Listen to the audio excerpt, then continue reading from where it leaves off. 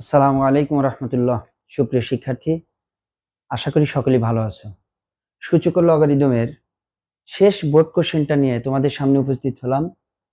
Mymensingh board 2023 সালের আজকের এই বোর্ড কোশ্চেনটা সমাধানের মাধ্যমে সূচক ও লগারিদমের 2023 সালের বোর্ড কোশ্চেনগুলো সলিউশন করা শেষ হবে। তোমরা অবশ্যই বোর্ড কোশ্চেনগুলো সলিউশন করবে। দেখো, উদ্দীপক দেওয়া আছে m equal to 5 to the power x plus 1, n equal to 5 to the power x minus 1 এবং r equal to log root over 27 plus log 8 minus log root over 512 ভাগ log 15/10। ক number বলছে root over p cube এর 7 ভিত্তিক log নির্ণয় করো যখন p সমান 7। খ নাম্বারে বলছে যে m by n to the power x ভাগ m square by n to the power x plus 1 এর মান নির্ণয় করো। আর গ নাম্বার বলছে প্রমাণ করো যে 2r minus 3 equal to 0। আমরা যদি ক নাম্বার প্রশ্নটা সলিউশন করি, ক নাম্বারে বলা আছে যে রুট পি কিউবের 7 ভিত্তিক লগ নির্ণয় করো যখন p ইকুয়াল টু 7। তাহলে রুট পি কিউবের 7 ভিত্তিক লগ আমরা এরকম অঙ্ক অনেক করেছি। দেখো কিভাবে করতে হয়। ক নাম্বার প্রশ্নের সমাধান, রুট পি কিউবের 7 ভিত্তিক লগ, রুট পি কিউব এর 7 ভিত্তিক লগ, রুট পি কিউবের 7 ভিত্তিক লগ সমান log of 7 ভিত্তিক log of root over p cube. এখন p এর মান দেওয়া আছে হলো 7, তাহলে 7 টু দি পাওয়ার 3 তারপর রুট, যেহেতু p ইকুয়াল টু 7, এখান থেকে আমরা log 7 base log 7 to the power 3 আছে আর তার উপর রুট আছে, তাহলে 3/2, 7 টু দি পাওয়ার 3/2। আমরা 3/2 কে যদি সামনে আনি তাহলে 3/2 log 7 বেজ 7, 7 বেজ 7 এইটুকুর মান তোমরা জানো 1। আমরা জানি যে বেজ এবং আর্গুমেন্টের মান যদি 1 হয়, মান যদি সমান হয় তাহলে সেটার মান 1। তাহলে এখানে পাবো আমরা 3/2 ইন্টু 1, therefore 3/2। অর্থাৎ এখানে যে ব্যাপারটা সেটা হলো যে এই পাওয়ারটা সামনে চলে আসলো, দেন log 7 বেজ log 7 ভিত্তিক log 7। এইখানে বেজ এবং আর্গুমেন্ট যদি সেম হয় তাহলে আমরা এটার পরিবর্তে 1 লিখতে পারি। তাহলে 3/2 ইন্টু 1 ইকুয়াল টু 3/2।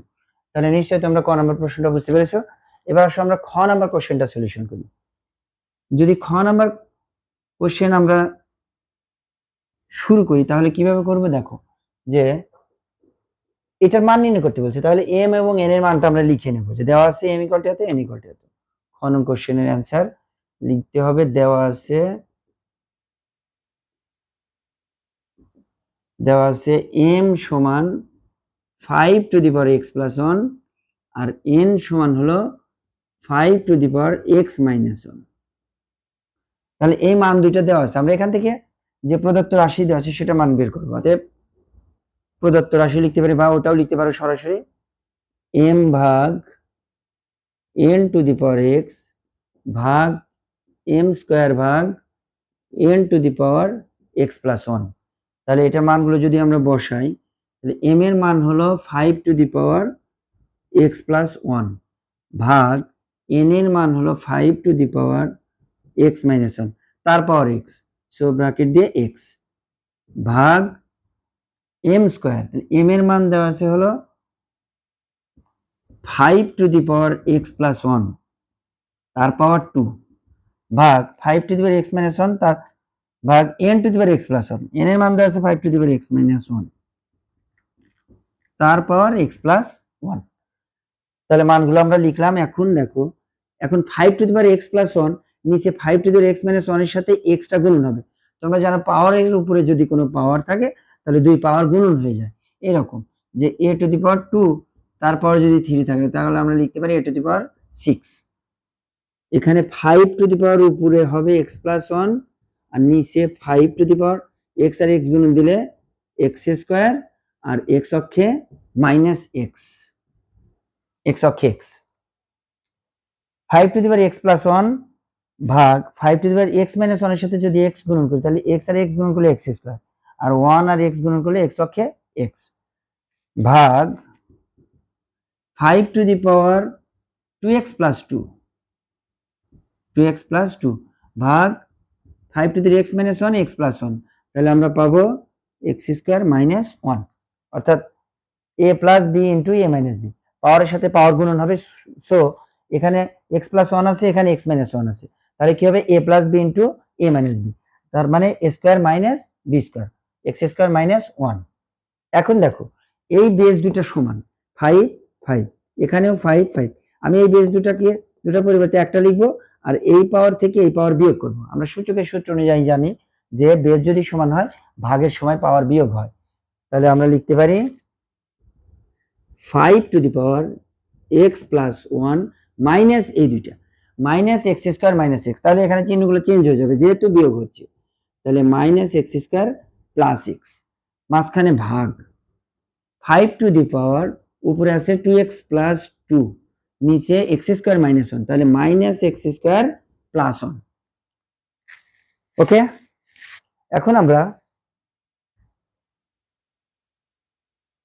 এই দুইটা বেস 5 5, এই দুইটা বেসকে যদি একটা লিখি তাহলে এই পাওয়ার মাইনাস এই পাওয়ারের মধ্যে এক্স আর এক্স আছে, তাহলে আমরা দুটো লিখতে পারি এক্স প্লাস এক্স মানে 2x, তারপর আছে প্লাস 1, লিখলাম প্লাস 1, তারপর আছে মাইনাস এক্স স্কোয়ার।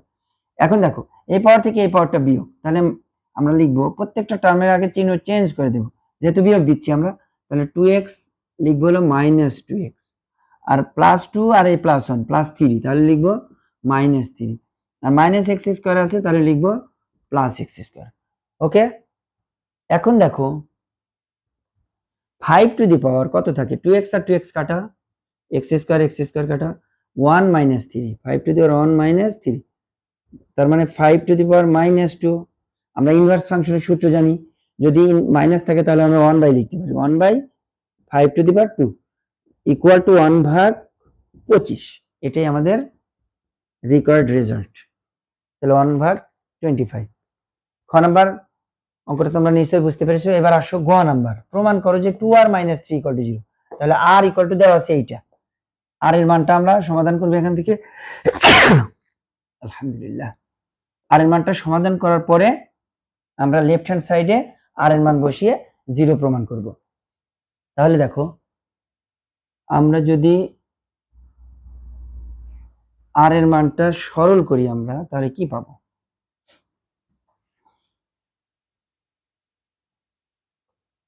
r এর মানটা যদি আমরা সরল করি তাহলে আমরা পাবো গ নাম্বার কোশ্চেন সলিউশন, যে দেওয়া আছে r equal to log root over 27 plus log 8 minus log root 512 ভাগ log 15 ভাগ 10, 15 ভাগ 10। এখানে আমরা 10 এবং 15 কে কাটাকাটি করতে পারি, 5 দিয়ে কাটবো, 5 দুগুণা 10, 3 পাঁচা 15।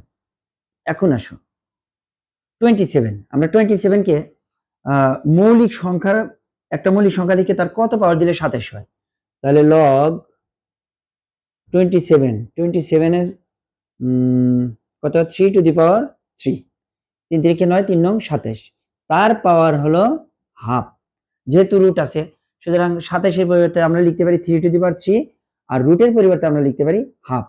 এবার প্লাস log 8 আছে, তাহলে আমরা লিখবো log 2 to the power 3 minus log 512, 2 to the power 9, 2 to the power 9 দিলে 512 হয়, 2 টু দি পাওয়ার 5 দিলে 32 হয়, 2 টু দি পাওয়ার 6 দিলে 64, 2 টু দি পাওয়ার 7 দিলে 128, 2 টু দি পাওয়ার 8 দিলে 256, and then finally 2 to the power 9 যদি তুমি দাও তাহলে পাবে 512। এখন দেখো এর পাওয়ার আবার আছে হলো রুট, সুতরাং আমরা এটার পাওয়ার লিখতে পারি হাফ।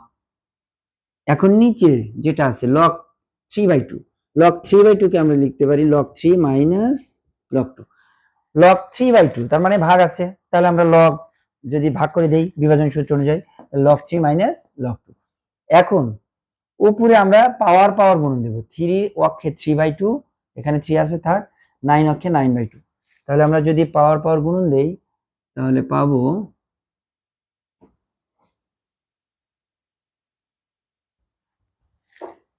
আমরা যদি ইকুয়াল টু লগ উপরে log 3 to the power 3 of কে 3/2 মাঝখানে plus log 2 to the power 3 মাঝখানে minus log 2 to the power 9/2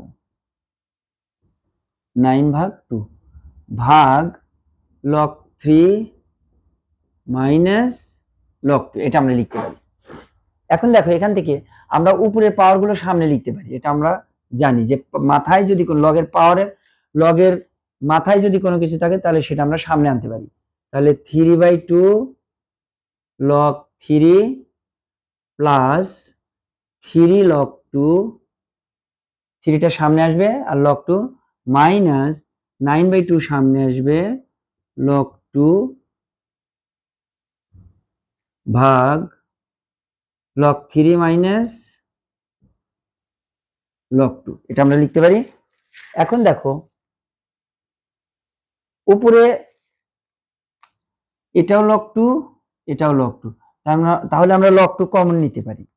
log 2 যদি কমন নেই এখানে আছে 3/2 লগ 3 প্লাস লগ 2 যদি কমন নিই আমরা ডান পাশে কমন নিই তাহলে থাকে 3 মাইনাস 9/2 3 মাইনাস 9/2 ডান পাশে নেব লগ 2 নিচে লগ 3 মাইনাস লগ 2। দেখো আমরা কি করলাম, যেখানে লগ 2 সেম থাকায় আমরা এই দুটাকে কমন নিলাম, কমন নিলে তাহলে আমার এখানে থাকলো 3 এখানে থাকলো 9/2, তাহলে আমি লিখতে পারি 3 মাইনাস 9/2 আর লগ 2 আমরা কমন নিয়েছি। এখন এইখানে এটা লসাগু করব, লসাগু যদি করি তাহলে আসবে হলো 3/2 লগ 3 প্লাস এখানে যদি লসাগু করি তাহলে কি পাওয়া যাবে 2 লসাগু 3 দুগুণা 6 মাইনাস 9 লগ 2 ভাগ হলো log 3 minus log 2 log 3 minus log 2। এখন 3/2 লগ 2 3/2 লগ 3 প্লাস 6 মাইনাস 9 মানে মাইনাস 3/2 তাহলে আমরা এই প্লাসের পরিবর্তে মাইনাস লিখবো, প্লাস মাইনাসে মাইনাস মাইনাস 3/2 লগ 2। তাহলে এখান থেকে লিখতে পারি আমরা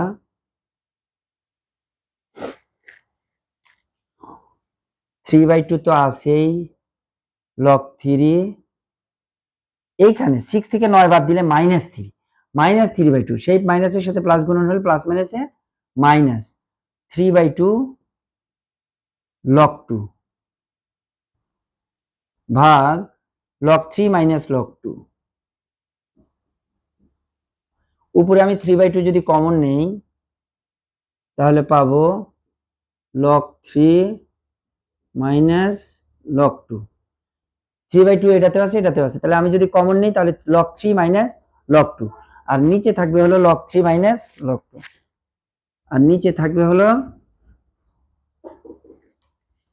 লগ 3 মাইনাস লগ 2। এটা আর এটা কাটা গেলে থাকে 3/2। তাহলে আমরা আর এর মানটা সরল করে বের করে নিলাম। এখন দেখো লেফট হ্যান্ড সাইডে যে জিনিসটা আছে 2r মাইনাস 3, তাহলে আমরা যদি লিখি left hand side equal to 2r minus 3, তাহলে আমরা যদি r এর ভ্যালুটা এখানে বসাই তাহলে 2 গুণন r এর মান 3/2 মাইনাস 3 2 কাটা 3 মাইনাস 3 ইকুয়াল টু 0। তাহলে left hand side equal to right hand side প্রমাণ করতে বলছে, so proved. Okay my dear student, I hope that all of you are understand that some. I request you to subscribe my channel Hashem's Tutorial and please wait the next class whenever I will come back with a very crucial chapter, very important chapter, that means geometry. Okay, let's bye for today. Assalamu alaikum wa rahmatullah.